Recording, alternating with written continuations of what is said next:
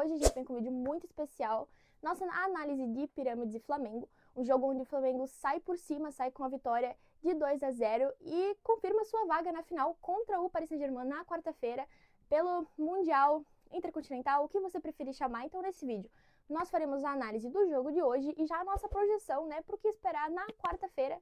Então já se inscreve no canal, deixa o seu like e vamos pro vídeo.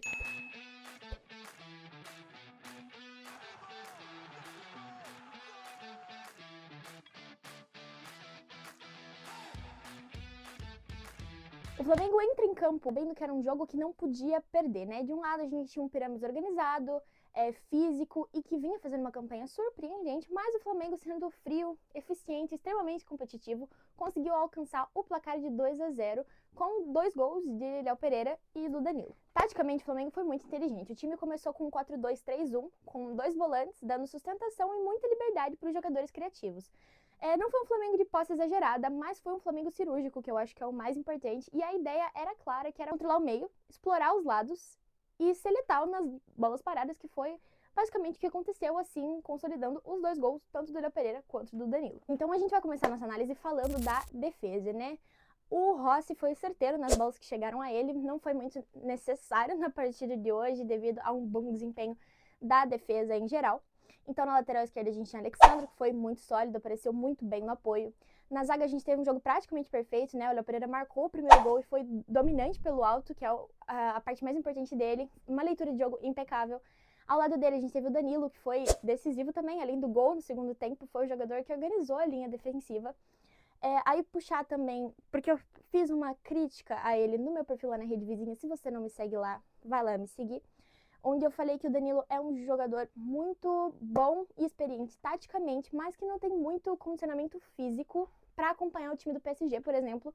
Então eu falei que é algo que me preocupa para o jogo contra o PSG, então eu entraria com o Léo Ortiz. Pelo meio também, no meio de campo, que é onde o Flamengo venceu o jogo, a gente tem o Jorginho, que é o cérebro desse time, querendo ou não. Do lado dele a gente tem o Eric Pulgar, que é muito intenso e muito forte na marcação.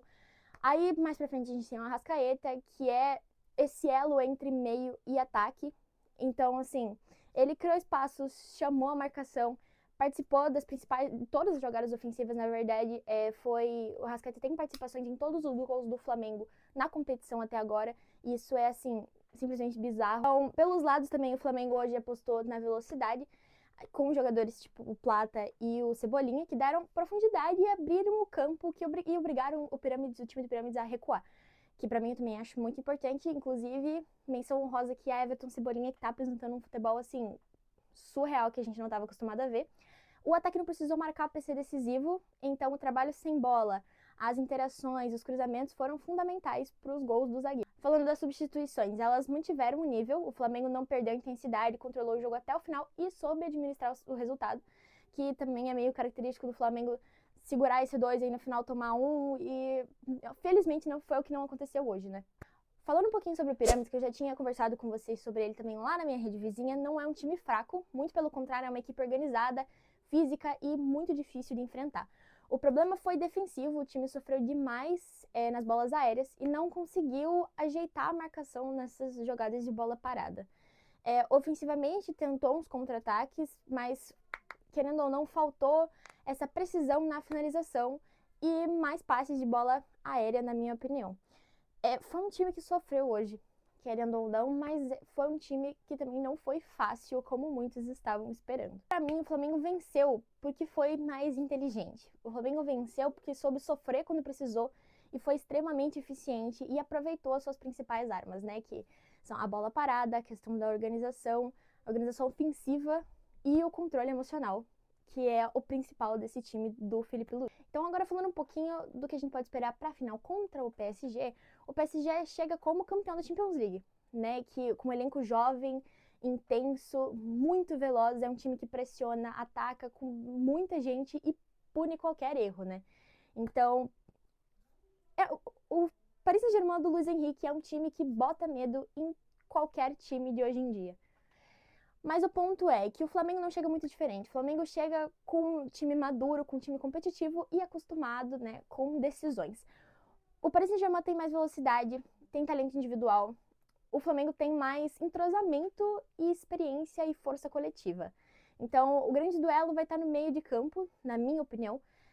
Se o Flamengo conseguir controlar o ritmo com Jorginho e Pulgar, o jogo fica totalmente aberto. Então, também tem o negócio de atenção à bola. Bola parada tende a ser decisiva novamente, então se o PSG der espaço, o Flamengo pode maltratar.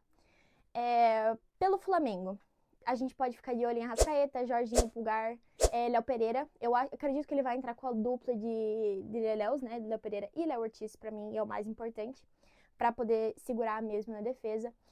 Eu acredito que não tem como enfrentar o PSG sem um centroavante. Eu bato na tecla de que o Flamengo precisa de um centroavante com muita frequência, porque pra mim é uma das peças principais desse time do Flamengo, porque não adianta você ter o Arrascaeta no meio, um jogador que seja mágico em criar jogadas, em levar a bola pra frente, só que você chega com a bola na frente, você não tem pra quem cruzar e você não tem quem finalize essa bola.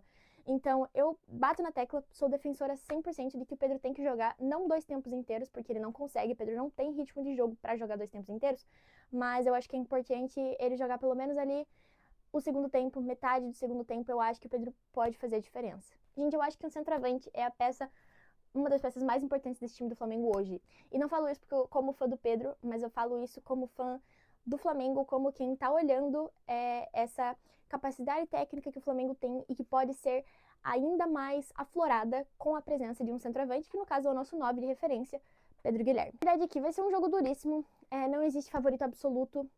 Se for no detalhe, na estratégia e na cabeça, o Flamengo tem total condição de brigar pelo título. Todo mundo tá esperando um jogo difícil. O Paris Saint-Germain do Luiz Henrique como diz o Felipe Luiz, é uma das pinturas mais bonitas desse futebol atual. Então, a gente tem condições de ganhar se a gente fizer o jogo perfeito. Então, o time do Paris Saint-Germain, como eu falei, é um time que presta muita atenção nos erros, que qualquer erro pode ser revertido. Então, como torcedora, tenho altas expectativas e acredito que o Flamengo pode trazer o mundo de novo. E agora eu quero saber de você. Quem leva esse título, Flamengo ou PSG? Comenta aqui embaixo, já deixa o like, se inscreve no canal, compartilha esse vídeo e vamos que vamos, vejo vocês na quarta-feira.